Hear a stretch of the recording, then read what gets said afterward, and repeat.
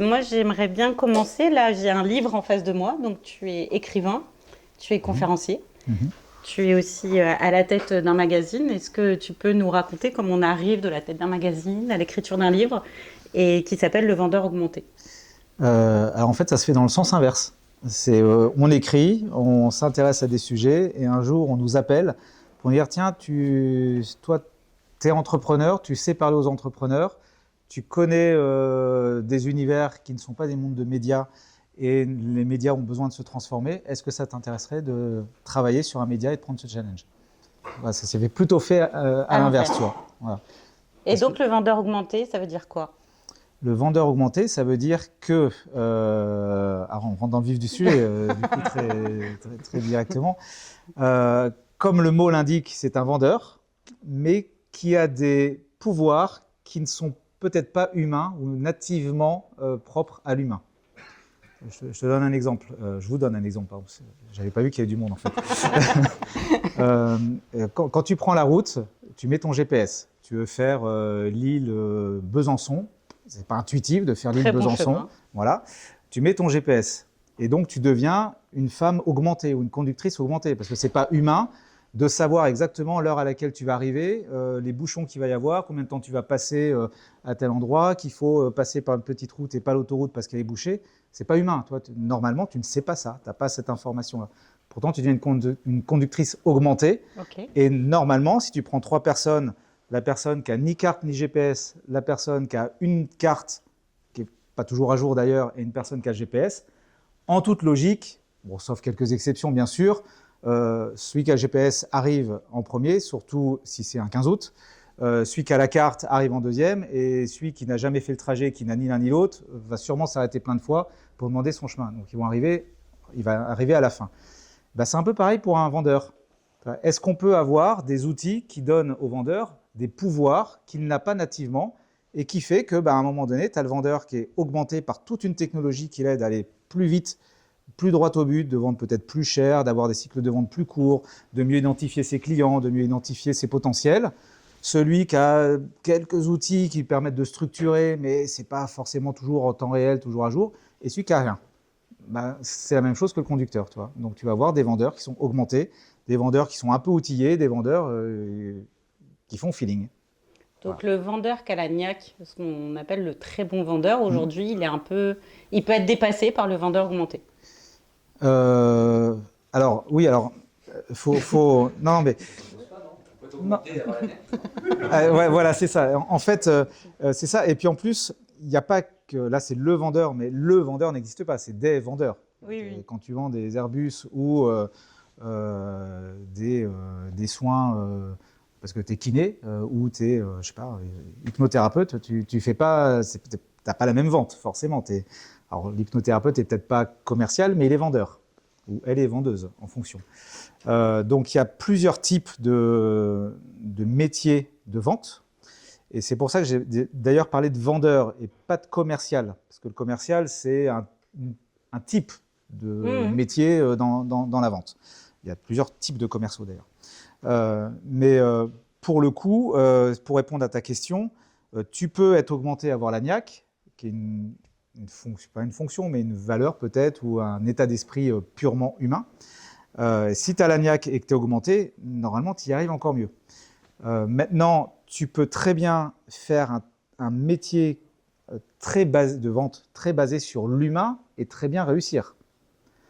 Maintenant, forcément, la technologie t'aidera à un moment ou à un autre, c'est sûr. Voilà. Ok. Et toi, tu as une bonne vision de l'IA. Je sais que tu fais un certain nombre de conférences aussi Mm. sur l'IA. C'est quoi ta vision aujourd'hui? De l'IA, Ouais, au quotidien en entreprise. alors sur l'entreprise en elle-même. Alors, c'est pas pour rien que j'ai appelé ce livre Le vendeur augmenté, parce que je parle aussi d'entreprise augmentée. Je reviens sur mon exemple de GPS. Si je vais plus loin, imaginons, nous sommes ici à Lille, pour ceux qui nous regardent, en plein centre-ville de Lille, on est en 2024. Imaginons qu'on revienne 500 ans en arrière. On est donc en 1524.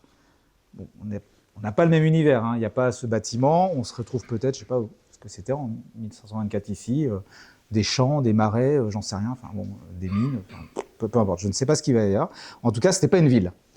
Et imaginons qu'on puisse, on est dans le fantasme total, mais c'est pour illustrer la chose. Vous vous retrouvez là en 1524, vous venez de faire un bond dans le passé, il y a des genres de paysans autour, et donc vous êtes complètement paumé, c'est des visiteurs mais à l'envers en fait. Et donc vous sortez votre portable et imaginons que votre portable il marche. Bon, imaginons, on est dans l'image. Donc vous appelez un copain, je ne sais pas ce qui se passe, etc. Il me dit mais montre-moi, t'es où, t'es machin. Donc vous allumez la visio, vous lui filmez le truc, et puis des paysans qui passent à côté, qui voient qu'il y a un bonhomme dans la boîte, qui parle, il ne comprend pas. J'imagine dans 1 heure après, vous êtes brûlé. Vous êtes sur un bûcher parce que vous êtes une sorcière ou un sorcier. Vous avez une boîte à images qui permet de voir le monde ailleurs. Enfin voilà, c'est pas naturel. Là aussi, vous êtes des humains augmentés. Enfin, voir quelqu'un à Buenos Aires ou à Marseille ou à Paris en temps réel et d'en avoir deux, un qui est à Buenos Aires, l'autre est à Marseille, et s'envoyer des documents, c'est pas humain.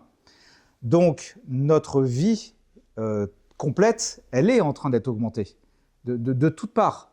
J'ai des lunettes, je suis augmenté. Si j'ai pas de lunettes, je suis en partie désocialisé. Je peux plus lire comme je lis aujourd'hui, je peux plus écrire, je peux plus interférer avec le monde comme je le fais aujourd'hui. Donc nous sommes tous augmentés d'une certaine manière. Et pour moi, augmenter, c'est d'avoir des pouvoirs que nous n'avons pas nativement, comme je disais avec le GPS. Ce qui est encore plus amusant, c'est que la visio, c'est du basique. Enfin, tout le monde, personne n'est en train de rêver devant une visio. Enfin, voilà, c'est plus un fantasme d'avenir, c'est du présent. Pourtant, si vous regardez un film, type Le Seigneur des Anneaux ou ce genre de film, vous voyez le sorcier ou le magicien ou la magicienne regarder dans une boule, regarder dans un chaudron, dans une mare, et qui voit le chevalier qui est en train de traverser les montagnes, qui est en train de venir, et il est en train de s'approcher, il va être là avec son armée. Bah, même vous êtes en train de vous dire, il fait de la magie. Non, c'est WhatsApp, c'est Teams, ils sont en train de se voir. En fait, ils voient ce qui se passe ailleurs. Même nous, en fait, quand on le voit dans d'autres situations, on se dit, bah, en fait, c'est de la magie.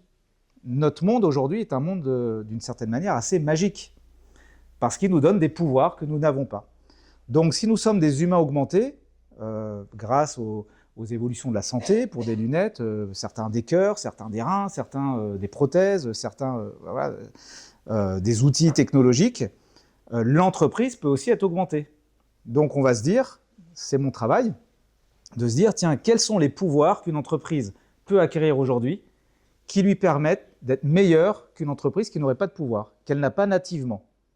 Je vous donne un exemple, alors, très basique peut-être, mais nativement, une entreprise est faite d'humains qui va communiquer en temps réel avec d'autres humains.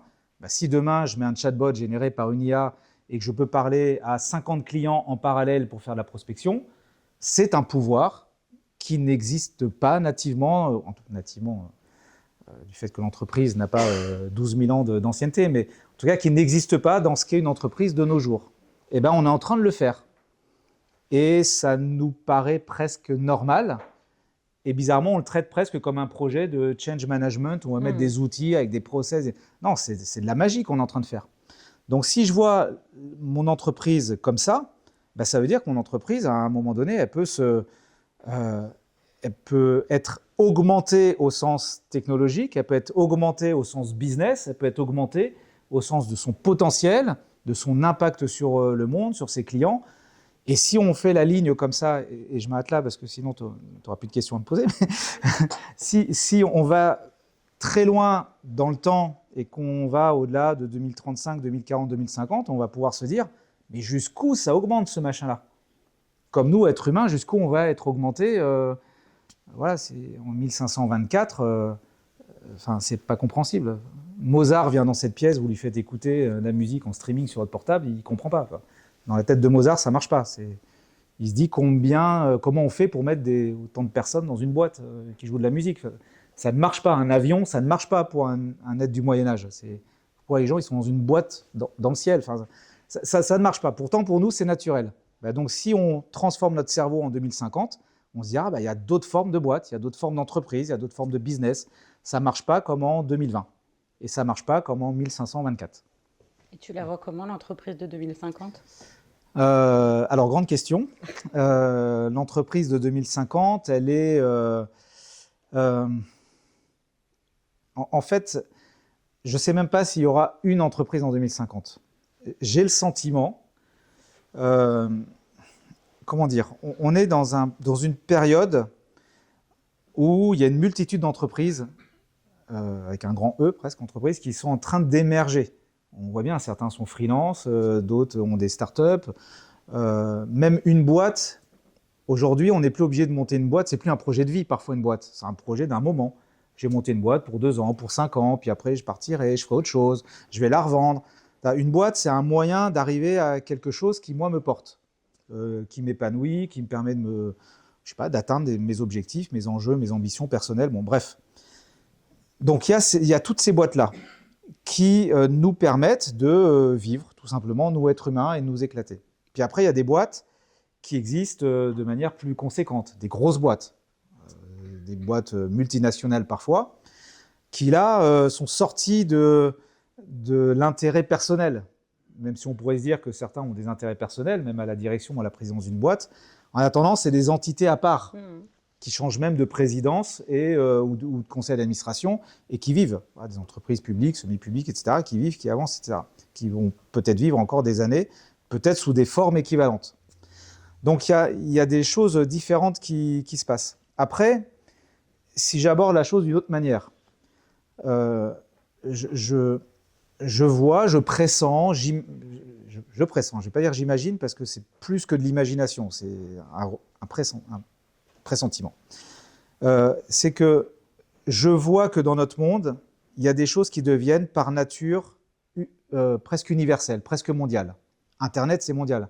C'est difficile de faire Internet Lille, Internet Strasbourg, Internet Marseille, et que ça ne communique pas, ou que ce soit des mondes différents. Donc forcément, il y a cette universalité de certaines entreprises. Les boîtes qui gèrent Internet, ça ne va pas devenir des PME de 15 personnes du jour au lendemain. Elles vont rester probablement multinationales.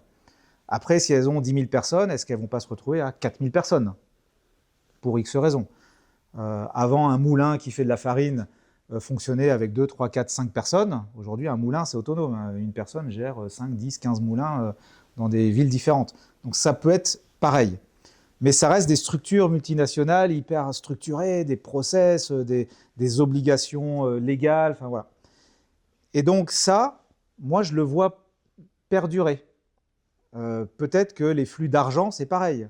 La banque, c'est peut-être difficile de se dire il n'y aura que des toutes petites banques. Mais il y a des petites banques qui arrivent aussi, qui émergent.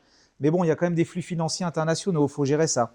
Voilà, et donc je vois un genre de monde planétaire avec des entreprises qui, elles, sont à ce niveau-là, comme ça existe aujourd'hui, les GAFAM, en tout cas certains peuvent en faire partie.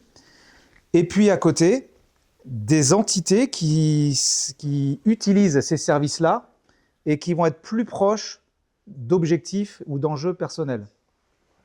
J'ai surtout l'impression que on doit revenir sur des univers plus individuels, plus intimes, plus proches de la finalité. Toi, quand tu vois que dans une boîte, tu as 7 niveaux hiérarchiques et que tu es au 5e, pourquoi tu te lèves le matin, toi, à part faire ton taf? C'est éloigné. Tu es éloigné de la finalité et tu n'es même pas celui qui décide en haut. Enfin, c'est quoi ton enjeu de vie personnel, ta mission de vie quand tu te lèves le matin et tu dis à tes enfants « je vais servir à ça demain ». Alors tu peux dire « oui, mais je suis dans une assurance, je suis dans la téléphonie, donc je permets aux gens de communiquer, de vivre, d'être en bonne santé, de financer leurs projets, de tout ça ». Mais toi, ton strate numéro 5 avec un bon salaire, je ne sais pas, c'est quoi ton enjeu de vie ? Et quand tu es au 3e niveau, c'est parfois pareil. Même des fois, quand tu es au 2e niveau, on voit bien dans des petites boîtes, dans des PME de 50 personnes. Tiens, je vais donner. Alors, ce n'est pas une PME de 50 personnes, mais c'est une compagnie d'assurance un peu connue, on va dire, en France, voire un peu en Europe, sans dire son nom. Je faisais une intervention pour eux. Et il y a une personne qui est venue me parler, qui m'a dit « ça fait 35 ans que je suis dans la boîte, je fais des projets en IT pour les conseillers, je n'ai jamais vu un client en 35 ans. je fais des applis pour les clients et pour les conseillers. Et un jour, ça l'a percuté. Il m'a dit, j'ai demandé ma mutation et je veux travailler en agence pour voir des vrais clients au bout de 35 ans. C'est long à mûrir, hein, 35 ans quand même, pour se dire, tiens, je veux voir des vrais gens. Pour les gens pour qui je bosse, je les ai jamais vus. Il m'a dit, j'ai jamais fait une visite en agence, jamais fait un rendez-vous client, jamais.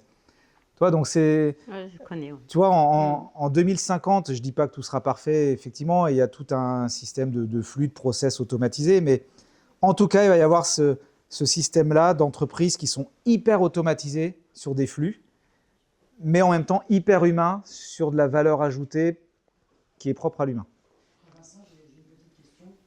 Il y a Sam Altman qui a pris la parole il y a 3 mois à peu près, l'ancien Forum YC et fondateur d'OpenAI, et qui dit que la première billion-dollar compagnie unipersonnelle est en train de naître. Tu es d'accord avec lui ou pas? Moi, je suis d'accord avec lui. Donc tu m'orientes en fait. Si je dis non, ça devient compliqué. Non, je plaisante. C'est la même que Sam Altman. Ouais. Alors, en fait, tu reviens à cette notion d'augmenter. En fait, on est tout de suite rentré dans le vif, un peu costaud, mais c'est très bien. Je pense qu'on fait tous une erreur quand on pense à la technologie et particulièrement à l'IA. Quand je dis tous, il y a forcément quelques pourcentages de personnes qui ne seront pas dans cette erreur, mais l'erreur qu'on fait, c'est de se dire que le monde, il a une taille qui est définie et qu'on se le partage.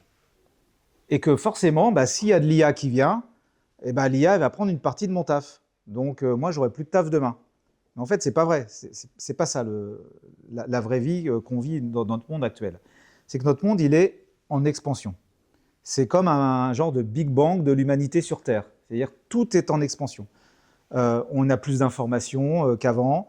On n'a jamais eu autant de compositions musicales qu'avant. On n'a jamais vendu d'ailleurs autant d'instruments de musique qu'avant. On n'a jamais fait autant de photos, diffusé autant de photos. On n'a jamais eu autant de meubles. On n'a jamais eu autant de maisons sur Terre. On n'a jamais eu autant de data sur Terre.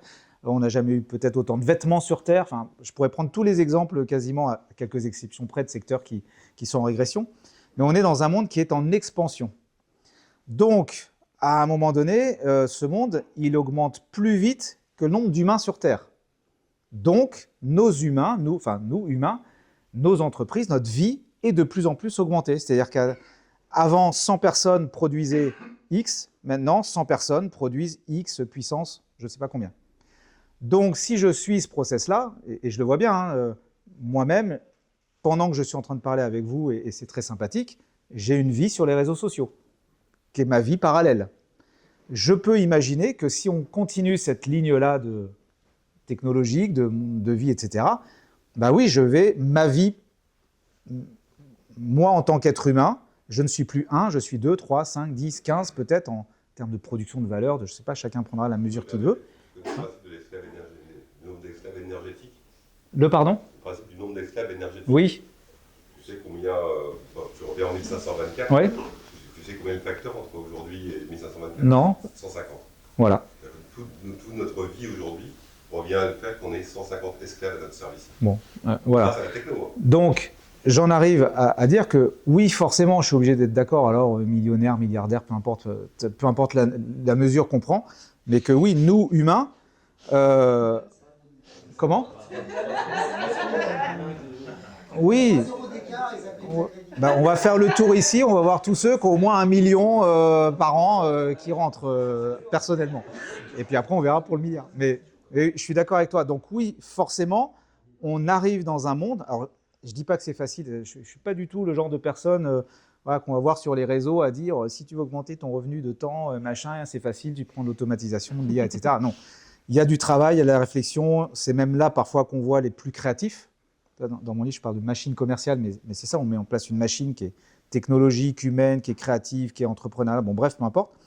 Et oui, cette machine, j'ai la possibilité aujourd'hui d'être tout seul et de faire une machine qui fait 1, de faire une machine qui fait 5, de faire une machine qui fait 10, une machine qui fait 1000. Donc oui, je suis d'accord dans le principe. Après, là où je suis... Enfin, tu n'es pas allé jusque-là dans ton propos, mais c'est peut-être pas pour tout le monde. Mais la richesse n'a jamais été pour tout le monde. Ouais. À ton tour. Pardon, à ton tour. Est-ce qu'on souhaite utiliser ça pour augmenter la qualité ou la quantité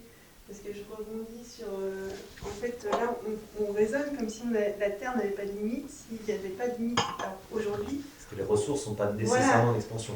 Et on sait très bien aujourd'hui que les ressources, elles sont limitées et qu'on surconsomme en fait les ressources planétaires tous les ans. Donc, pour moi, dans ce propos, il faut aussi impliquer ça. Oui, on peut faire mieux avec moins, mais est-ce que l'objectif est de faire toujours plus? Alors, je ne peux pas répondre de manière oui ou non à la question, mais forcément, alors, si je veux répondre gentiment et avoir tout le monde d'accord avec moi, je vais dire, bah oui, ça ne sert à rien de produire toujours plus. Voilà. J'ai quand même le sentiment qu'il y a un truc qui nous pousse, nous, humanité, à faire toujours plus. Nous, êtres humains. Peut-être pas tous, mais que globalement, il y a un pourcentage de nous, êtres humains, qui pousse toujours les limites plus loin pour faire plus. Voilà, plus en termes de richesse, plus en termes d'abonnés, plus en termes de likes, plus en termes... J'en sais rien. Donc, la technologie, elle nous permet de faire plus, la plupart du temps. Maintenant, ta question, c'est... Enfin, je ne sais pas quelle est ta question. Est-ce qu'il faut faire plus ou faire mieux? Donc, je dis la technologie nous permet de faire les deux, de faire mieux et ou plus. Globalement, je pense qu'on fait tous plus qu'avant, mais on ne fait pas forcément tous mieux. Voilà. Donc oui, cette technologie, elle peut nous permettre de faire mieux, particulièrement dans le commerce, de mieux servir les clients. Par exemple, mieux, tiens, je donne un exemple très précis, revenons dans le concret, là, après cette parabole philosophique. Si je veux envoyer moins d'emails, truc tout bête, tu fais du marketing, tu as des bases de données, tu envoies des emails toutes les semaines, tous les 3 jours, tous les mois, j'en sais rien. Tu as le choix de dire, est-ce que je fais de la quantité et j'automatise ma quantité et je balance et à la fin je ferai plus? Ou est-ce que je vais être dans une forme de sobriété de data qui m'oblige d'avoir de la data beaucoup plus précise, donc d'avoir une intelligence de la data, d'avoir fait un enrichissement de ma data tellement précis, d'ailleurs qui m'aura demandé d'autres jobs avant, qui fait que lorsque j'envoie un email à quelqu'un, c'est parce que je sais qu'il y a un potentiel de, je sais pas, 9 chances sur 10 que ça l'intéresse. Toujours une marge d'erreur. Donc la technologie est censée nous permettre de faire mieux. Souvent, on l'a choisi pour faire plus. Mais il y a des technologies qui permettent de faire mieux aussi. Après, là, on est dans, je pense, le fondement de l'humain même et de notre humanité. Il y a toujours eu des humains qui veulent faire plus, qui veulent être plus forts, plus grands, plus riches, plus de pouvoir, plus de tout ça. Puis il y a des humains qui utilisent leur intelligence pour dire bah, « moi, je vais là où je sais que je suis utile à un moment donné ». Ce pas les mêmes humains, mais je pense qu'on ne pourra pas enlever les premiers, on ne pourra pas n'avoir que les deuxièmes. Donc là, je n'ai pas de réponse à part notre humanité. Il y a d'autres questions? Moi, je voudrais faire une transition par rapport à Bioboss. Mm. Moi, j'adore le magazine. J'adore les entrepreneurs, je sais. Aujourd'hui, justement, quand tu t'appelles Bioboss et que tu es multicanal, comment tu perçois l'arrivée de l'IA? Ça ouvre le champ des possibles, mais en même temps, ça démultiplie le nombre de concurrents parce que le lecteur n'est pas démultipliable à l'infini. Comment toi, tu perçois l'arrivée de l'IA en tant que patron, comme tu dis, de boss, de Bioboss? Si je prends mon humanité animale, je vais vouloir l'utiliser pour faire plus de contenu, plus de tout. Voilà. Enlever des ressources qui coûtent cher pour mettre des ressources auxquelles je peux capitaliser, qui génèrent automatiquement du contenu. C'est mon instinct animal qui va me dire bah tiens, c'est facile, tu payes moins cher, tu as plus. Bon, voilà. Après, moi, il y a une vraie... Je ne viens pas du monde des médias.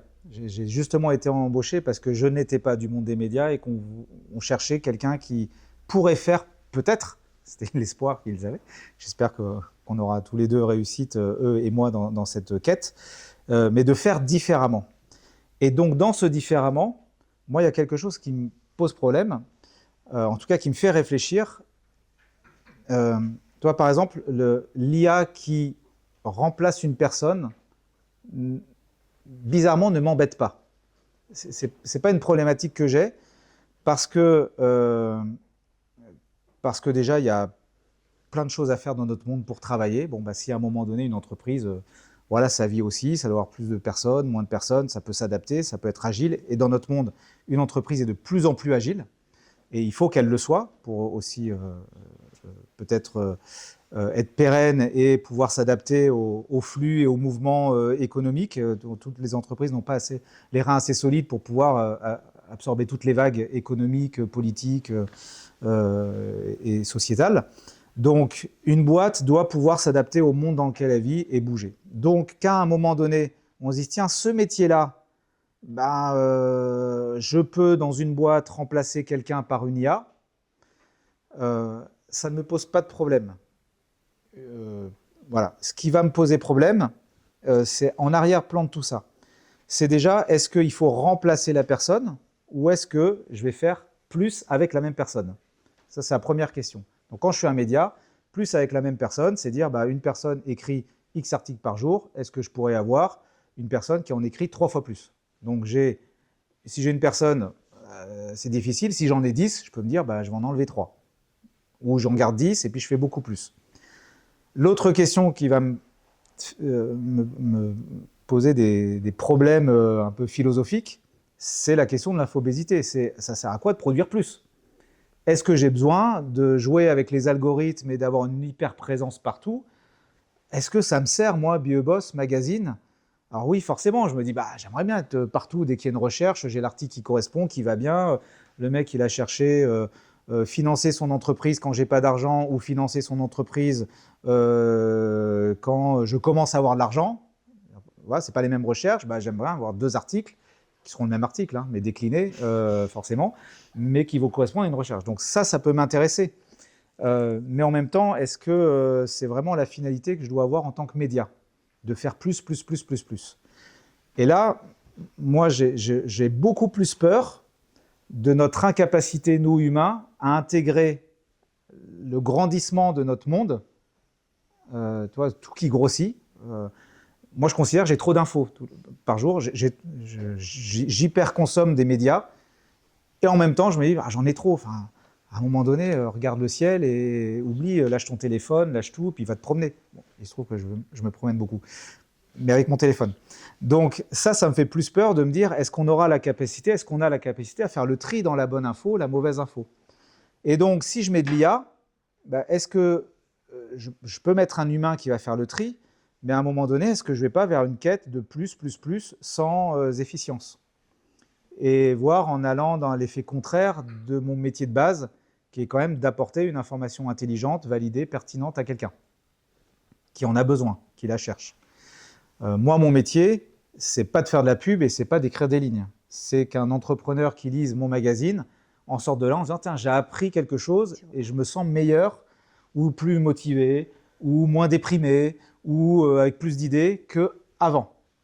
Donc c'est ça qui m'intéresse.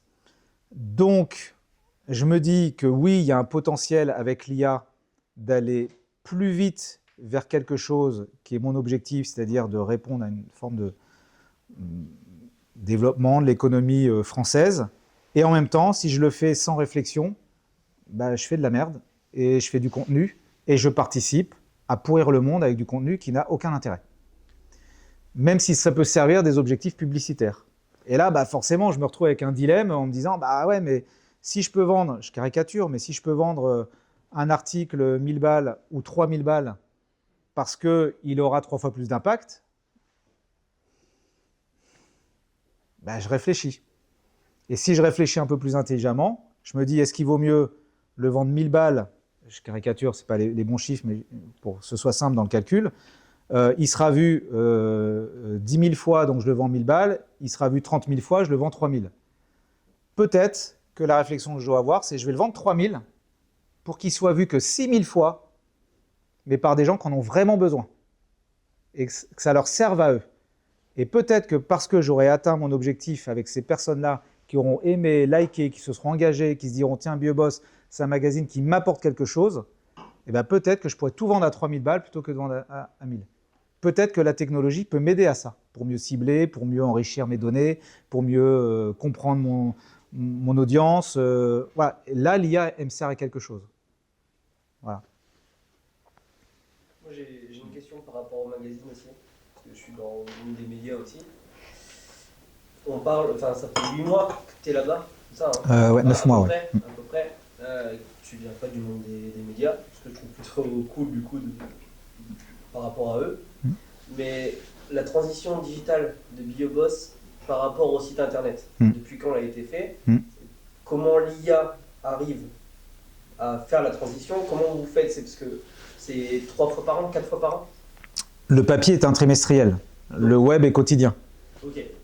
Maintenant, comment la transition digitale se fait? Est-ce qu'il y a un lien entre le papier et le site internet? Comment vous faites? Comment l'IA elle arrive dans tout ce truc-là? Comment vous distribuez? Pourquoi tu nous parlais de surdistribution, mais du coup là c'est plus ciblé en termes de distribution? Comment parce que le business model, oui, l'info, je fais partie de la Voix du Nord, etc. Donc je comprends tout ça. Par contre, il y a bien un moment donné, il faut vendre. Comment vous arrivez à faire tout ça? Enfin, depuis que tu es arrivé, c'est quoi ton sentiment par rapport à tout ça? Alors, est-ce que le papier, est-ce que tu y crois encore? Est-ce que le site internet, du coup, ça va plus être que ça? Alors, il y a 12 questions dans ta question. Donc je vais essayer de... On aurait besoin d'une IA. Donc je les prends et je fais une réponse qui répond à tout. Alors, déjà, je vais pouvoir te répondre qu'en partie parce qu'en 9 mois, je n'ai pas tout révolutionné et c'est des choses qui sont en cours. Donc on fait des tests, donc je ne peux pas te dire, voilà, j'ai fait, ça marche, super, faites tous pareil. Voilà. Par contre, j'ai une vision, j'ai une ambition, j'ai un truc que je sens et que j'essaie de faire. Je pense qu'il faut comprendre pour ça, parce que tu reparlais du print et du web.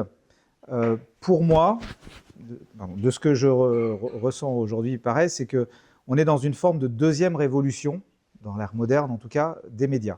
Il y a eu Internet, les réseaux sociaux, on s'est même demandé si un magazine papier, ça existerait encore. À une période, on se dit, est-ce que la télé existera encore? Voilà. Finalement, il se trouve que ça existe. Donc on est plus dans une multi-médiatisation et multi-support que finalement un qui remplace l'autre. Si je me dis que ça continue pareil, bah, ça veut dire qu'avec l'IA, je vais avoir des potentiels nouveaux. Je ne vais pas remplacer un print, je ne vais pas remplacer des articles sur le web. Par contre, il va y avoir un truc qui va se passer. Donc, premier niveau de réponse, je garde le print et je garde le web, qui ont deux objectifs différents. Aujourd'hui, mon print, pour être dans la confidence, je récupère un magazine, hein, je considère qu'il n'a pas assez de valeur par rapport au web. Donc, il faut que je fasse monter en valeur. Donc, j'ai un travail de montée en valeur de mon print. Là, vous avez ici un magazine. C'est le dernier de ce format-là. Le prochain sera sous un autre format. Donc, il y aura une valeur différente. Plus inspirationnelle, peut-être plus profonde, des prises de hauteur, des gens qui écrivent, qui sont plus, voilà, qui permettent une réflexion plus forte dans notre monde, un truc qu'on a envie de garder aussi, qui soit un objet. Parce que le magazine qu'on jette au bout de 4 jours ou d'une semaine, moi, ça ne m'intéresse pas. Si je fais un papier, c'est que j'ai envie qu'on le garde. Tu vois, j'ai envie que ce n'est pas un livre, mais voilà, j'ai envie qu'il y ait un objet. Voilà. Voilà, j'ai envie qu'on les collecte. Toi, il y a des magazines, moi je suis fan de musique, j'ai collectionné pendant des années des magazines parce que ça a une valeur pour moi importante de richesse, de création, de tout ça. Bon, bah là, j'ai envie que ce soit pareil pour un magazine, qu'il soit beau, qu'il soit utile et qu'on ait envie de le garder. Donc une forme d'intemporalité aussi, même s'il y a de l'actu. Le web, lui, on sait que c'est du flux. Il peut y avoir des articles que j'ai écrits il y a 3 ans qui servent aujourd'hui, mais globalement, dans la masse, c'est du flux. Donc ça, il faut l'automatiser plus que du print, où là, j'aurai beaucoup moins d'automatisation, où ce sera beaucoup plus de l'humain, beaucoup plus des rencontres qu'on va expliquer, des interviews, etc. Le web, il y aura des interviews, mais je vais beaucoup plus automatiser, clairement. Après, le monde des médias, je disais, est en transformation. Un média ne fait pas que du média. Enfin, pas que du média. Il y a d'autres choses derrière le print et le web. On fait de l'événementiel, on fait, bon, il y a de la télé aussi, il y a des podcasts, etc. Mais on a aussi un métier presque de commercial de nos clients maintenant. moi, tu l'as dit, je viens pas du monde de la pub, donc vendre une page de pub, ça ne m'intéresse pas. Je te vendrai jamais une page. Enfin, si tu veux me l'acheter, je te la vends. Je te donne le prix, tu vas me l'acheter, ça va être très sympa, je te dirai merci. On ne va pas en faire grand-chose de cette page de pub. Par contre, moi aujourd'hui, j'ai la capacité peut-être de redonner du sens au mot média. Je suis un médiateur entre des boîtes qui ont envie de se montrer, qui ont envie d'aller chercher des clients, et des clients qui cherchent des solutions, qui ont envie de s'abreuver de connaissances. Et il se trouve que j'ai les deux. Et en plus, j'ai la data des deux. Donc si je ne suis pas trop bête, j'arrive à faire des matchs. Et j'arrive à aller cibler très fortement des personnes. Je ne vais pas faire le travail d'une boîte je vais y arriver, d'une agence marketing qui sera peut-être beaucoup plus techno que nous, mais qui aura moins de data. Moi, j'ai une data qui est très bonne si je la travaille bien. Et on est en train de la travailler pour qu'elle soit meilleure. Donc, je sais faire du ciblage. Donc, encore une fois, comme je dis, peut-être moins techno que certaines agences, mais par contre, je sais, peut-être, je n'ai pas fait le travail, mais je pourrais imaginer que je pourrais trouver sur l'île 5 dirigeants d'entreprise qui doivent renouveler leur flotte automobile. C'est peut-être des infos que j'ai dans mes données, ou que je peux avoir très facilement. Donc forcément, ça intéresse des concessionnaires ou des marques automobiles. Donc, je peux faire le médiateur entre les deux et gagner de l'argent avec ça. Donc, ma data, je vais devoir la travailler encore plus comme ça. Et l'IA va m'aider, peut-être à enrichir, à mieux qualifier. L'automatisation va me permettre de faciliter la mise en relation et la remontée d'informations. Donc, je peux imaginer, en tout cas c'est la vision que j'ai, que dans un monde un petit peu futuriste qui n'est pas très très lointain, je peux avoir de la data de qualité qui me permet de ne pas faire de la masse et pas de publier comme ça juste pour publier, mais d'avoir de la qualité de data et une forme d'automatisation qui me permet de facilement mettre en relation des gens. Et dans ce monde de relations, il y a de la pub. Et dans ce monde de relations, il y a de la pub web. Il y a des trucs, on peut cliquer dessus, puis aller sur des formulaires, s'enregistrer, avoir des infos, etc. Oui, parce que ça devient mon métier aujourd'hui d'être un média. Et donc, c'est toute la réflexion. Qu'est-ce qu'un média? C'est dans le fondement même de ce mot, d'être un médiateur. Et donc, j'ai plusieurs manières d'être un médiateur. Je peux être un médiateur de gens qui savent avec des gens qui veulent savoir. Je peux être un médiateur de gens qui voudraient gagner des choses et des gens qui cherchent à les gagner en face, ou en tout cas qui ont envie de donner pour que l'autre gagne. Je peux avoir plusieurs axes de médiation. Et forcément, dedans, il y a de l'hypertechnologie qui va arriver. Donc ça veut dire que le magazine est un moyen, ou c'est secondaire dans tes objectifs. Ton objectif principal, c'est de monter la data et la qualité de ta data. Alors, très bonne question et merci de la poser parce que, je le dis, je ne viens pas du monde des médias. Donc, je ne suis pas un vendeur de pub. Donc, pour moi, un magazine, j'ai 50 ans, ça fait peut-être pas 50 ans que je lis, mais j'aime les médias. Je suis un grand consommateur. Au lycée, j'ai créé le journal du lycée. À la fac, j'ai créé le journal de la fac. Et au lycée, j'avais créé une radio pirate. Donc, on peut dire qui n'avait de pirate que le nom d'ailleurs, mais voilà, parce qu'on n'avait pas d'autorisation. Mais globalement, ça a fonctionné. Et donc, j'aime regarder, observer les médias, voire être un peu un média. Donc, pour moi, si tu me donnes un média papier là, comme celui-ci, j'ai pas envie que ce soit un objet d'argent. J'ai envie que ce soit un objet d'usage de quelqu'un qui en a besoin. Voir quelqu'un qui va avoir son article, comme moi je l'ai été, j'ai la chance des fois d'être interviewé, mais c'est moi, je fais ma revue de presse, je suis fier d'être dans ce magazine. Les magazines, je ne suis pas fier d'être dedans. Même des podcasts, il y a des podcasts, je ne les ai pas communiqués. Je ne dirais pas lesquels, d'ailleurs, ils ne sont pas communiqués. Mais, parce qu'après coup, je me suis dit, non, l'image de marque, la manière dont ça s'est passé, j'aime pas. Donc, je mets énormément de valeur sur l'information que je véhicule. Et comme je viens même d'un monde de conseil et de formation, quand j'étais dans la formation, je travaillais dans le micro-learning et on me disait « Ouais, mais le micro-learning, c'est de l'information, donc ça n'a pas de valeur. » Ça m'énervait cette phrase-là. De l'information, ça doit avoir une valeur. Une mini-formation, une micro-formation, ça doit avoir une valeur. Et donc, ça fait 8 ans que j'ai monté cette boîte. Et depuis 8 ans, je réfléchis à comment donner de la valeur à un contenu court et qui puisse être acheté. Donc, la valeur, c'est que quelqu'un l'achète. 50 balles, 100 balles, 1000 balles, peu importe. Et qu'il soit heureux et qu'il en garde quelque chose, même si ça ne dure que 20 minutes de formation. Donc, maintenant que je suis dans l'information, et que je suis encore plus dans un monde où l'information elle est quasiment gratuite partout, mon travail, c'est de me dire comment je peux valoriser cette information, lui redonner une valeur que parfois elle n'a plus. Et peut-être qu'elle n'a plus cette valeur parce qu'il y a beaucoup de médias qui vendent plus de pubs que de vrais contenus. Ça ne veut pas dire qu'il n'y a pas de contenu. Ça veut dire que l'équilibre n'est plus là, peut-être. Et moi, quand je me lève le matin, j'ai envie d'être fier, non pas de vendre des pages de pub, mais d'apporter quelque chose à des gens. Donc oui, le média, qu'il soit print ou web, on est en train de retravailler les positionnements pour que ce soit une vraie utilité en fonction des gens à qui on s'adresse. Voilà. Et bien sûr, je pars du principe que si ça marche, les annonceurs vont vouloir être dedans. Mais je pense même plus en annonceurs, je pense à des gens qui ont intérêt à se rapprocher de notre écosystème médiatique. Je suis en train d'essayer de créer, c'est tout récent encore, hein, on se verra dans 2 ans, mais d'essayer de créer un univers d'information, de formation. La baseline interne que j'ai, c'est BioBoss, c'est s'informer, se former, se transformer. Tu es dirigeant d'entreprise, tu as besoin de t'informer, tu as besoin de te former, tu as besoin de te transformer. Enfin, c'est la finalité. Donc ma mission, c'est ça. Si demain, ma mission, c'est vendre de la pub, gagner des clients en pub et faire de l'audience, j'arrête. Mais je pars du principe, j'espère pas naïvement et intelligemment, que si je fais cette première partie, ça va donner de l'attractivité et les gens vont se dire, bah tiens, s'il y a un magazine à choisir, quitte à rentrer en contact avec mon audience, je préfère BioBoss que machin ou truc. Et tu vois, ce qui est super intéressant dans ce que tu dis, quand on reprend le début de la discussion, en fait, il n'y a pas d'IA dans ce que tu dis. Et en fait, c'est là où c'est assez génial. J'attendais cette fin de discours pour savoir jusqu'où tu pousserais l'intérêt de l'IA. Et en fait, tu es revenu sur un truc hyper intéressant, c'est ton intuition. Et c'est vachement intéressant de travailler ça, de dire en fait, l'IA va nous enlever tous les trucs relous et on va garder que l'essentiel.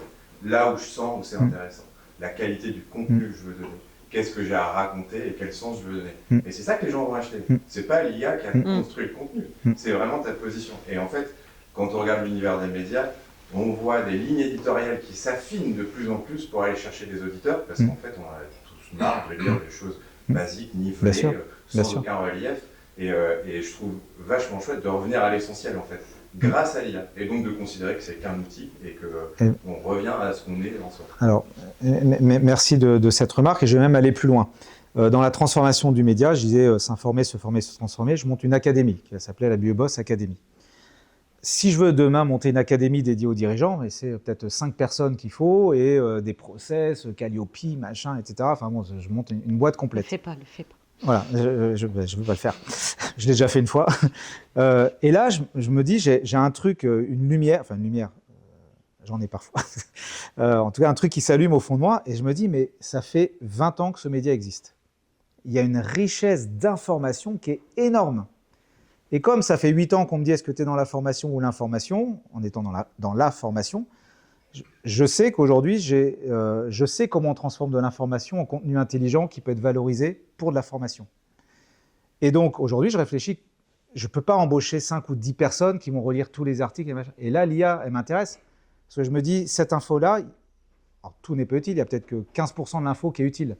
15% en 20 ans, j'ai sûrement la capacité de faire des dizaines de modules de formation hyper intéressants, qui intègrent des interviews, qui intègrent des podcasts, qui intègrent des vidéos, et tout mutualiser ensemble. Mais c'est un travail de titan. Avec l'IA, peut-être que je peux le faire en 6 mois. Et du coup, je me permets de rebondir tout de suite sur ça, c'est de dire que là, tu prends le chemin inverse de ce que tu nous expliquais avant. L'IA te permet de multiplier les contenus, là, tu demandes à l'IA de faire moins. Et du coup, c'est vachement intéressant avec la limite planétaire, de dire à un moment comment tu l'utilises. D'où, à un moment, le réflexe à prendre de dire est-ce que c'est pour faire plus ou pour faire mieux, la question dont on disait, et là, tu lui demandes l'inverse. Aide-moi à faire bien mieux et donc beaucoup moins. Oui, ben, un peu plus aussi, puisque je disais, pour faire ça, il me faudrait peut-être 2 ans et 5 personnes. Là, je peux peut-être le faire à 2 personnes en 6 mois. Oui, mais tu avec de l'IA. les humains à réfléchir correctement Autrement. sur ce que tu veux en faire. Par contre, ça c'est vrai. Mais on est bien obligé de dire que là, je vais produire plus avec moins de ressources, grâce à l'IA. Parce que je vais produire peut-être 100, 200, 300 modules. Attention, on va rentrer dans ce débat philosophique. Mais voilà. Mais c'est non, je suis OK avec ce que Mais voilà. Mais après, si je vois que je produis 300 modules en 6 mois et qu'il n'y en a que 25 qui sont utilisés, bah, je vais faire mon voilà, ma preuve du concept toute seule en me disant, bah, ça ne sert à rien d'en produire autant. Par contre, je vais utiliser ma donnée pour me dire, bah, c'est quoi les 25 que je dois produire et qui me ramènent du chiffre d'affaires, qui sont utiles, qui sont valorisés, les 275 autres, on oublie quoi. Mais c'est toujours une dualité entre l'humain, l'usage de la techno, et parfois de la techno très poussée. Ouais, après, ça permettrait tout simplement d'être... si chacun aussi d'entre nous, on pouvait tout simplement mettre toutes les données qu'on a et d'en sélectionner que 25 qui soient vraiment utiles, je pense qu'on serait tous un peu plus intelligents justement par rapport à cette désinformation où au bout d'un moment, on est tellement submergé qu'on ne sait même plus faire le tri. Et alors, tu as raison, j'aurais envie de te dire, bah oui, mais l'IA, elle peut nous aider à faire le tri. C'est sympa. Il se trouve que j'ai acheté ce téléphone-là spécifiquement parce qu'il y a de l'IA dedans et je voulais tester. Et donc, moi qui lis beaucoup d'articles, j'appuie sur un bouton, ça me résume l'article. Donc c'est facile. Et du coup, je me pose la question, je me dis, est-ce que après 6 mois d'usage, j'ai gagné ou pas? Ben si, je sais lire, parce qu'il y a des articles que je lis, mais est-ce que j'en consomme plus ou pas? Il faudrait presque que j'ai un KPI personnel pour me dire, mais en fait, tu es en train de bouffer de l'info raccourcie qui n'a quasiment plus de valeur.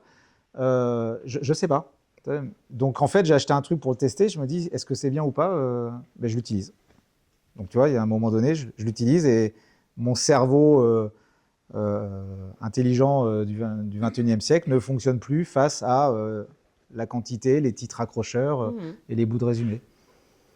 Voilà. Est-ce que cette assistance t'a augmenté ton cerveau? J'entends par là. Avant, on était obligé d'utiliser notre cerveau pour synthétiser, pour absorber, et on sait qu'on a un nombre de mots limité ou un nombre de connaissances limitées par jour qu'on peut ingurgiter et stocker. Et donc, du coup, le fait que, quelque part, l'IA fasse le travail à ta place a augmenté ton cerveau parce que tu peux en faire plus, ou au contraire, ça te l'a retiré un peu en muscle parce que on alors, te met à ta place. sur ce sujet-là spécifiquement, on ne va pas généraliser sur l'IA parce qu'il y a tellement d'usages dans l'IA, mais sur ce sujet-là spécifiquement, ce dont je m'aperçois, c'est que quand je lis les micro-résumés, eh ben en fait, je n'apprends pas grand-chose. Je satisfais mon envie de savoir ce qu'il y a dans l'article. Et ça me ramène à me dire, encore un article qui ne sert à rien. C'est un putaclic, là, machin, j'ai cliqué dessus, j'ai un résumé qui ne sert à rien, il y a 3 bouts d'infos dont j'ai rien à faire sur Mbappé qui a marqué un but. En fait, c'était juste pour dire qu'il avait marqué un but, et c'était passé par 3 titres débiles qui font croire qu'il y a un problème. Exemple ces derniers jours. Donc en fait, je me rends compte que ça ne m'apporte pas grand-chose. Alors je me dis, bah, il vaudrait mieux que je lise l'article.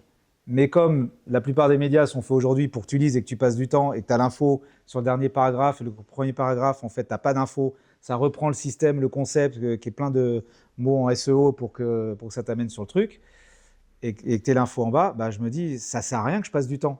J'ai bien fait de me rendre compte que ça ne me servait à rien. Mais en même temps, je passe mon temps à faire des trucs. Donc, au final, j'ai plus d'articles qui ne me servent à rien, puisque j'en consomme peut-être 10, là où j'en consommais 3. Donc, mon cerveau, il est, je ne pense pas, ni plus intelligent, ni moins intelligent. Voilà. Par contre, il développe peut-être d'autres compétences. Après, tu aurais pu te dire, je passe moins de temps finalement à lire ces micro-articles, mais ça me permet d'utiliser mon temps pour faire autre chose qui m'apporte plus de valeur aussi à côté.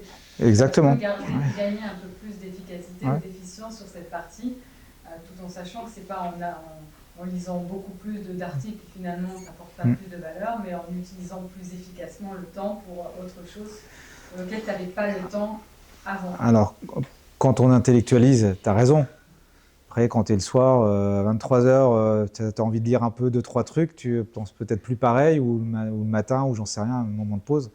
Donc oui, tu as raison, il faudrait faire cette démarche. Après, là je parle pour moi-même, mais quand on voit le temps qu'on passe sur les réseaux sociaux à scroller des trucs qui ne nous servent à rien dans notre vie, parce que tu as appris à savoir comment faire un piège à abeilles, alors que tu es au mois de décembre, tu as passé 1 minute sur la vidéo, bon, je ne sais pas si tu te souviendras au mois de juillet, pourtant on le fait tous.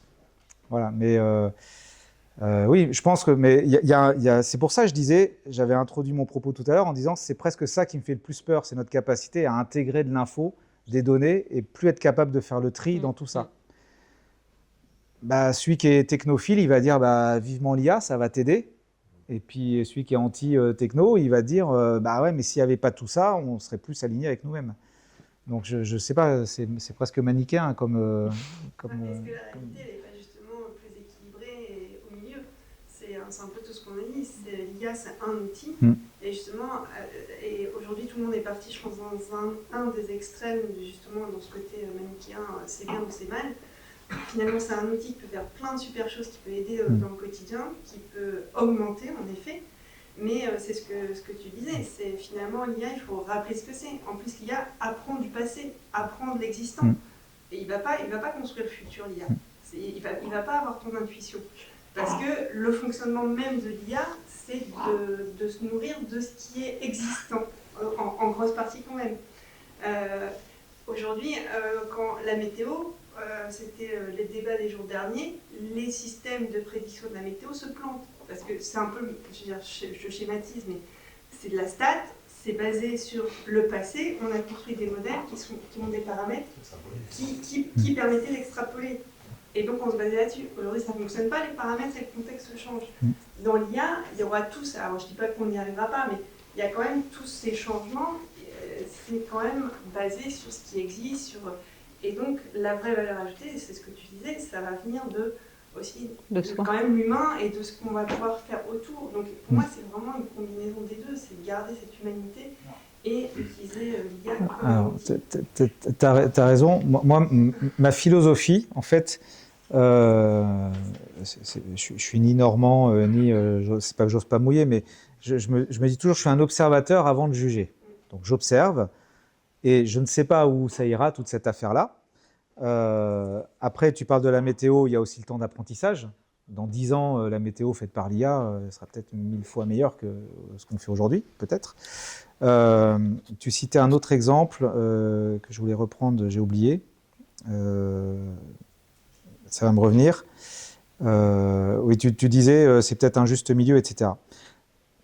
Moi, dans ma manière d'observer le monde, je me dis, on va forcément vers une augmentation du monde. Je n'arrive pas à voir le monde qui n'augmente plus. Alors, il peut y avoir des moments où ça ralentit, des moments où ça accélère. Mais si tu regardes toute l'histoire de l'humanité, depuis que l'humain est à peu près sorti de ses cavernes, on est en progression. Il y a des sujets sur lesquels on régresse un peu. Il y a des périodes qui étaient plus intelligentes que d'autres, plus de guerres que d'autres, etc., plus de maladies que d'autres, des styles de vie plus agréables que d'autres, etc. Mais globalement, ce qui fait la spécificité d'un humain, c'est qu'il a cette capacité d'abstraction et de projection qui lui permet d'aller chercher quelque chose qui n'existe pas. Et depuis toujours, l'humain, il a des quêtes. Les diseuses de bonne aventure, c'est je veux prédire l'avenir. Et qu'est-ce qu'il y a d'autre comme quête? Comprendre l'infiniment grand, l'infiniment petit, savoir d'où on vient. Tu vois, il y a plein de quêtes comme ça qui ont, depuis l'Antiquité, les philosophes recherchent ça. C'est quoi l'amour? C'est quoi le pouvoir? Comment faire pour avoir le pouvoir? Comment faire pour avoir plus d'argent? C'est des quêtes presque qui sont intégrées dans notre chair d'être humain. Et donc, je ne vois pas comment ces quêtes peuvent disparaître. Sauf qu'avant, ces quêtes, elles n'avaient pas de réponse. Aujourd'hui, tu peux commencer à avoir des réponses à ces quêtes, mais non seulement tu as des réponses, mais tu peux l'avoir en une seule génération. C'est-à-dire que tu es capable d'inventer l'outil à 25 ans qui te donnera la réponse quand on aura 40.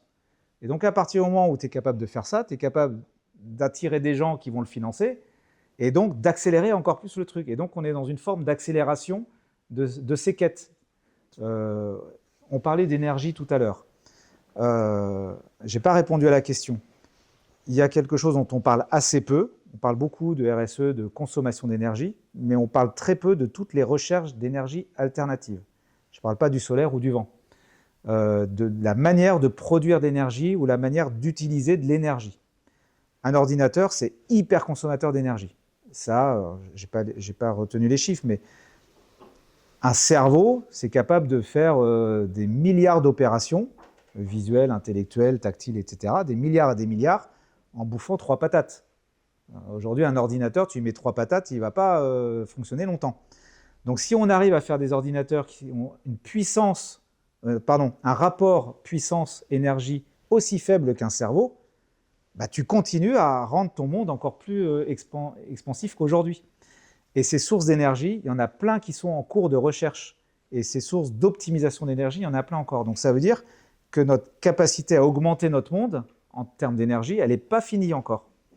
Donc si je rajoute en plus toutes ces quêtes et toute cette réduction du temps qui fait que je peux peut-être comprendre d'où vient l'univers dans 10 ans, ou comprendre l'infiniment petit, ou comprendre d'où vient l'énergie noire, etc. Enfin voilà, des choses qu'on ne maîtrise pas aujourd'hui et que je peux comprendre dans 5 ou 10 ou 20 ans, et ben, je continue à étendre, ou à chercher la réponse, et je peux l'obtenir. Donc je ne vois pas de frein à cette expansion. C'est ce que j'observe. Je peux me tromper. Je n'ai pas l'impression que je vais me tromper, c'est normal, c'est ma croyance.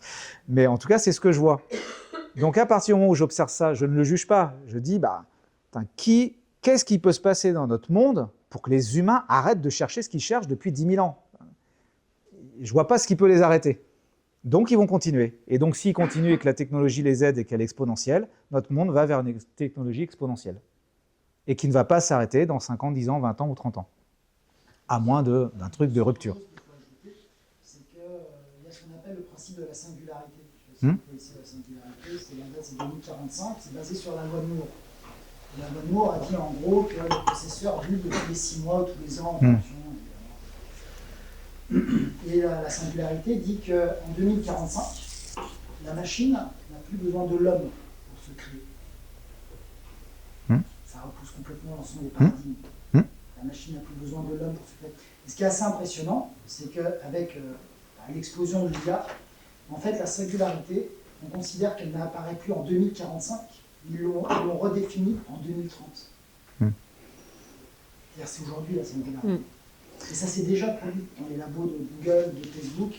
On a challengé des algorithmes, et comme elles ne trouvaient pas la solution, elles ont réussi en fait à fusionner et à créer un langage commun. Je ne sais pas si vous vous rappelez, médiatiquement parlant, à un moment donné. D'ailleurs, la seule solution que les hommes ont trouvée, on parle quand même des ingénieurs chez Google et Facebook, on ne parle pas de Jojo Clodo. Et à un moment donné, la seule solution que les ingénieurs les plus brillants du monde ont trouvée, c'était simplement de débrancher la machine. Donc ça remet en question énormément de choses sur la place de l'homme, justement, dans sa position et le rôle qu'il va jouer avec l'intelligence artificielle ou dans l'intelligence artificielle. Elon Musk est quand même prévu qu'il y aurait 1,5 milliard d'humanoïdes à partir de 2040. Donc quand on a vu les films Matrix, on pensait que c'était la science-fiction, peut-être que demain c'est juste de l'anticipation. Voilà. Alors,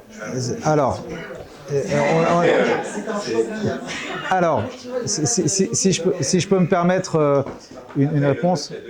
Les humanoïdes et quitter la planète. Voilà. C'est vrai. Voilà. Débrancher la prise, c'est juste de plus avoir de ressources. C'est tout pour rire et me barrer en fait. L'expansion, elle a quand même. Non. Mais tu vois, fondamentaux, c'est-à-dire qu'à un moment donné, finalement, tu atteins ton seuil d'incompétence dans l'immédiateté et tu dis la seule chose que je peux faire, c'est débrancher. Ou simplement pu avoir de métaux précieux pour construire les logiciels. C'est plus dépendant de nous à la fin. Ouais. Alors, on est très loin du vendeur augmenté. Oui. Mais on va y revenir. Attention, on est en haut du truc, je vais redescendre d'un coup. Mais avant de redescendre, on va faire un looping. Ce que tu dis, tu as raison, singularité, les dates, etc. Il y a plusieurs courants de pensée. Certains disent que ça n'arrivera jamais, d'autres plutôt 2070, d'autres plutôt 2045, etc. Ça dépend ce qu'on appelle singularité derrière, ça dépend de plein de choses. En tout cas, on va vers un truc qui ressemble à ça. Il faut... donc, là, je démarre le looping avant de redescendre. Notre civilisation humaine, elle est passée à un moment donné de la préhistoire à l'histoire. Donc il y a à peu près... on dit que la préhistoire à l'histoire, c'est l'invention de l'écriture, donc moins 3500 avant notre ère, donc il y a à peu près 5500 ans. Avant, il y avait l'agriculture, moins 8000 ans à peu près avant notre ère, donc il y a 10 000 ans. Donc on peut dire qu'en gros, on est sorti de la préhistoire entre il y a 10 000 ans et 5000 ans. Et là, qu'est-ce qui se passe? Pourquoi on parle de préhistoire et d'histoire? C'est que c'est deux humains différents. L'humain préhistorique et l'humain de l'Antiquité ne sont plus les mêmes. Ce n'est pas les mêmes codes, ce n'est pas les mêmes manières de penser, c'est pas tout ça. Par contre, depuis l'Antiquité, vous prenez toutes les histoires, tous les trucs, tout ce qu'on peut raconter, on a la même programmation humaine. C'est-à-dire, on peut comprendre l'Odyssée d'Homère, on peut comprendre la notion de pouvoir, d'amour, de trahison, de voyage, tout ça, on le comprend, parce que c'est notre univers. Il se trouve que si vous essayez de décrypter un peu ce qui fait qu'on est passé de la préhistoire à l'histoire, sans parler des changements physiologiques de l'être humain, globalement, l'invention de l'agriculture, c'est la première fois où l'humain se sédentarise. Pour la première fois dans l'histoire de l'humanité, il apprend à gérer le temps et l'espace, alors qu'avant, il était dépendant du temps et de l'espace. Il ne réfléchissait pas à sa vie. Un homme préhistorique n'avait pas la conscience de la naissance. Parce que 9 mois avant, alors d'ailleurs c'était plus 10, mais il ne fait pas le lien entre le coït qu'il a eu 10 mois avant et le gamin qui sort de sa femelle. Ça ne marche pas, enfin, intellectuellement, il ne capte pas. Donc le temps et l'espace ont d'autres significations. Il ne fait pas beau, on va ailleurs, il n'y a pas à manger, on va ailleurs. Et d'un coup, l'humain se sédentarise, il comprend la notion de saison, la notion de temps, la notion d'objectif. Il l'écrit, il commence à la maîtriser. Et puis, 5000 ans après, il commence à comprendre, à écrire, donc à capitaliser la connaissance. Transmettre de la connaissance, non pas par l'oral avec toutes les erreurs qu'il peut y avoir, mais à la capitaliser, à la construire. Puis après, les siècles après, on fait qu'on a inventé l'imprimerie, etc.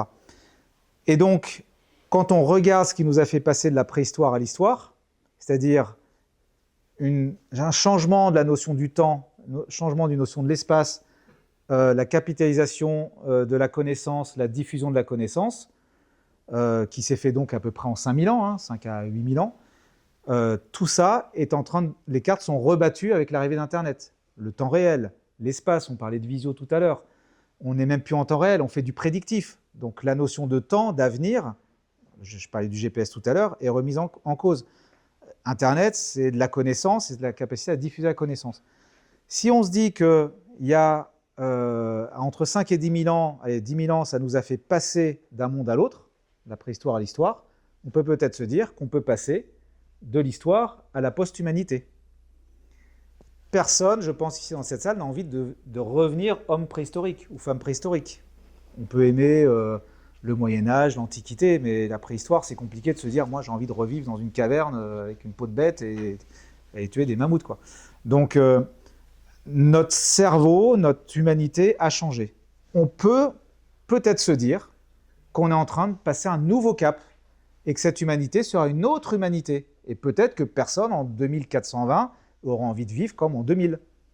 J'en sais rien, peut-être. En tout cas, peut-être que les codes de l'amour, de l'argent, du pouvoir, de la communication auront changé. On sera sur d'autres bases.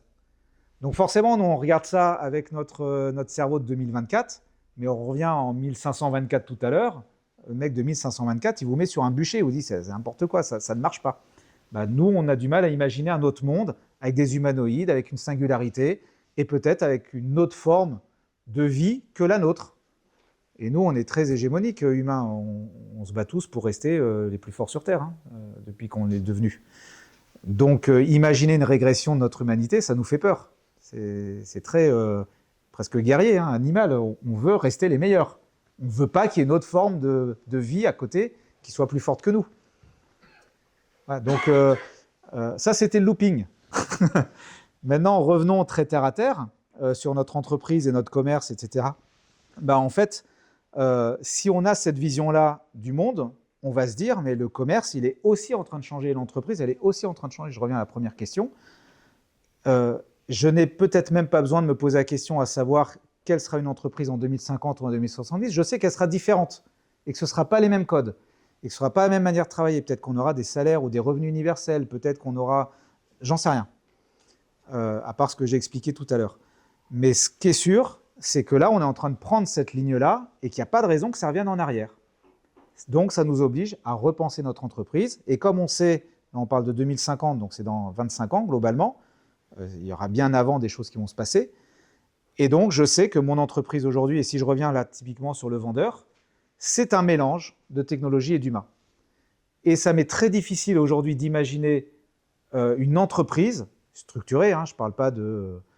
Je parlais de quelqu'un qui fait des massages, non, j'ai dit quoi hypnothérapeute, mais bon, un massage, vous pouvez très bien faire votre business avec votre village et avoir assez de massages chaque mois pour vivre sans être dans une technologie commerciale avancée. Mais globalement, dans le monde dans lequel on vit, on est déjà en train de vivre la disruption du commerce. Le commerce est en train d'être disrupté complètement. La manière dont on fait du commerce en 2035 sera plus la même qu'en 2015. Et donc là, on est entre les deux.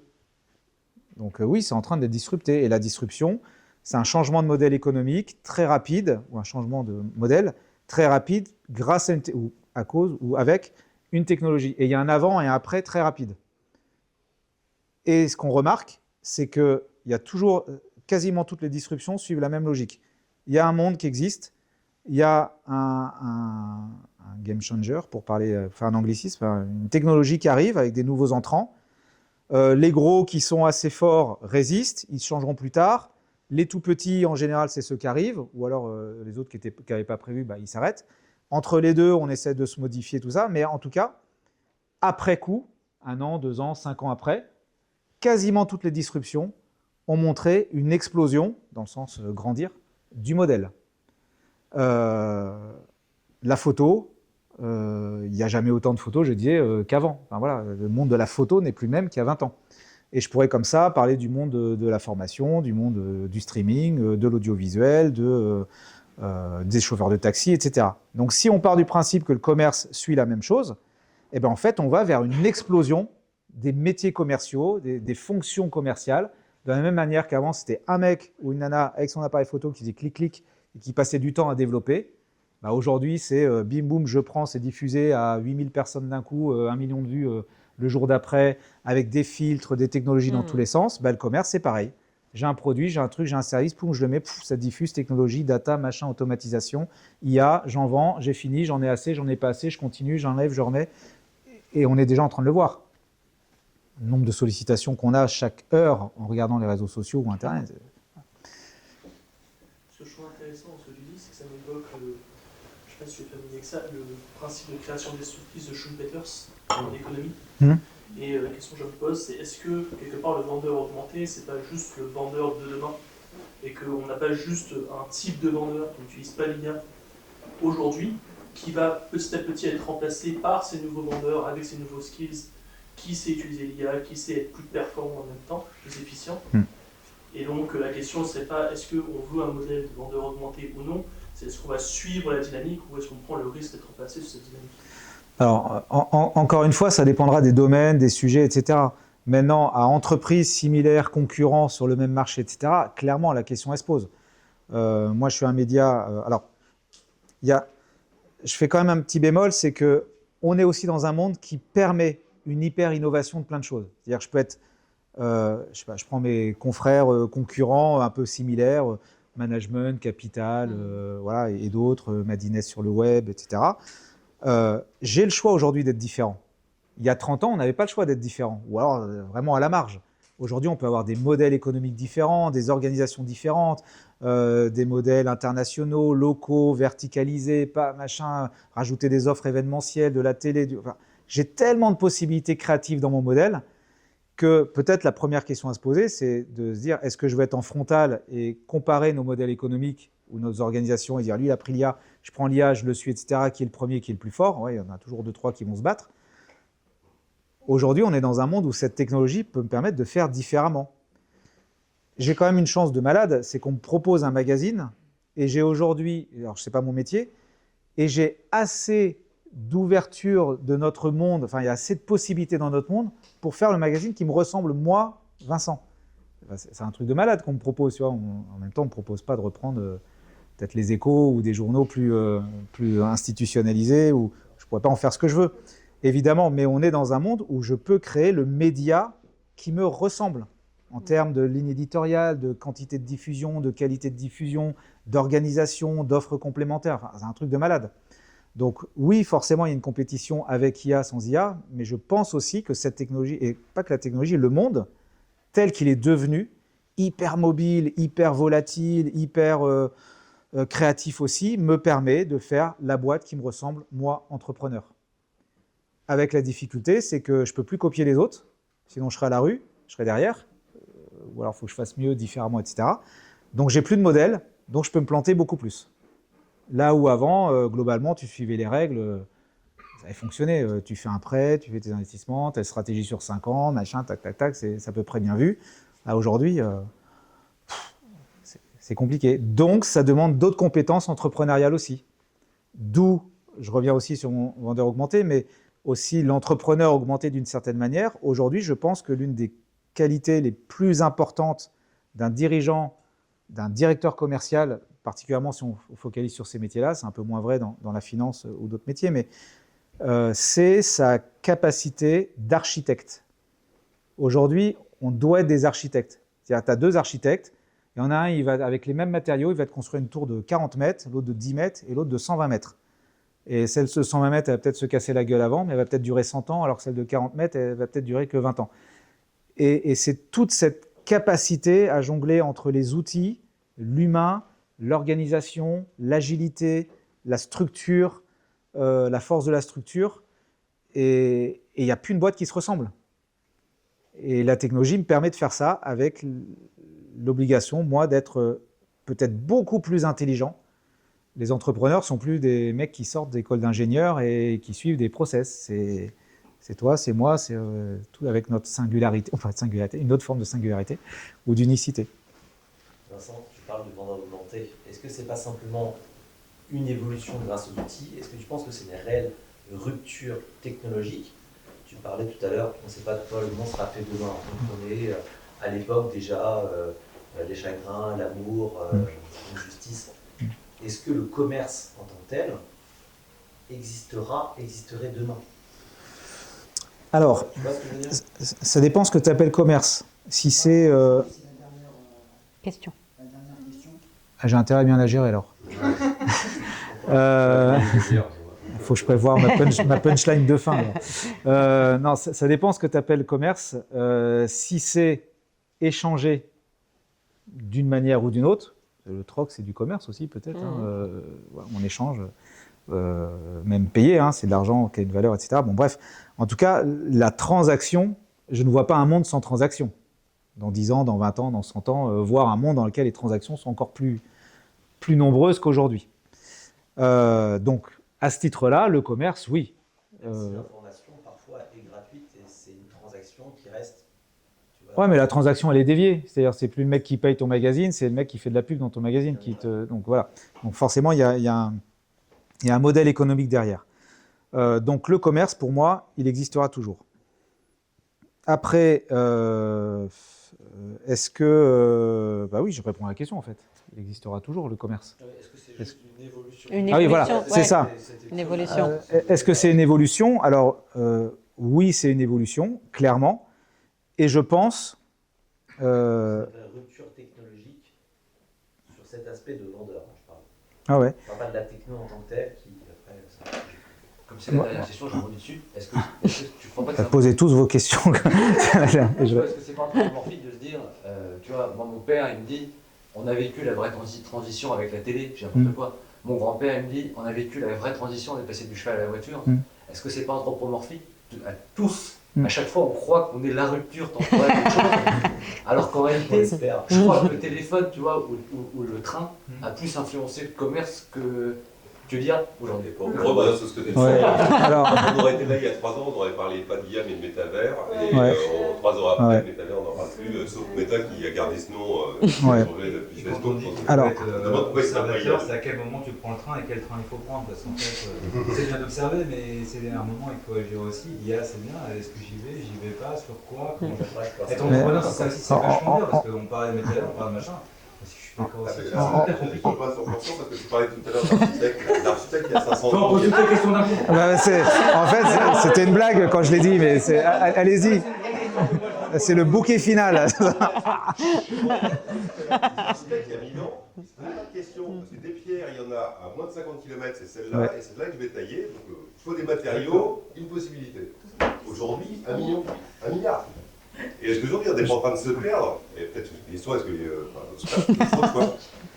trop de possibilités. Trop de questions. Exactement. Je vais synthétiser avec un concept peut-être qui reprend tout. J'ai dit tout à l'heure, pour moi, l'entreprise sera augmentée, le commerce est peut-être déjà augmenté, et la science d'un dirigeant d'entreprise, d'un directeur commercial, d'une directrice commerciale, etc., c'est de créer une architecture, de devenir architecte. À ce titre-là, le monde dans lequel on vit fait que je peux avoir 1000 possibilités de l'IA, de l'humain, même pour les mêmes choses. C'est à moi de décider si mon business, je le base sur du local, sur de l'international, sur de la rassurance, sur de l'usage court terme, sur de l'usage long terme. Je choisis tout ça. À partir du moment où je suis architecte, je vais pouvoir jongler entre mes ressources technologiques et mes ressources humaines. Est-ce que dans ces humains, il y aura des vendeurs? Je ne sais pas. Et il est fort possible qu'il y en ait beaucoup moins.